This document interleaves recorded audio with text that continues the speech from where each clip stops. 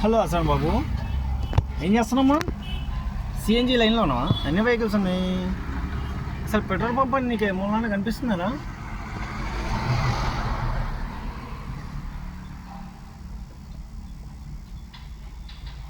కనీసం petrol pump అని కూడా కనిపించట్లేదు కదా. చాలా లెంత్లో ఉంది. నా కళ్ళకి కనిపిస్తుంది కానీ ఫోన్కి కనిపించట్లా. అన్ని వెహికల్స్ ఉన్నాయి. ఒక 1/2 కిలోమీటర్ మందం. మనం అయితే అంత ఓపిక లేదు. టైం ఆల్రెడీ దాటిపోయింది. 2:30, 2:40 అవుతుంది. నాకు సిగ్గు శరం ఏమీ లేదు. 2:40 అవుతుంది.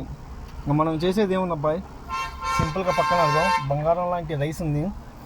తెల్లన్నం ఉంటే చాలా అమృతం. ఇది అమృతానికి మించి ఏం లేదు.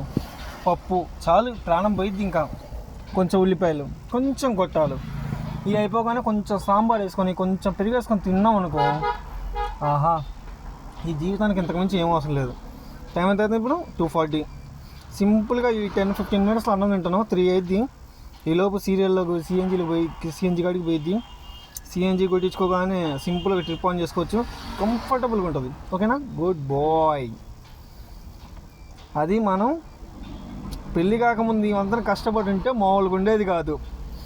పెళ్ళి అయినాక, పిల్లలు పుట్టినాక వాళ్ళకి స్కూల్కి చేర్పియాలంటే ఏది ఇప్పుడు కార్లో సిఎన్జి లైన్లో కూర్చొని అన్నం తింటున్నాం.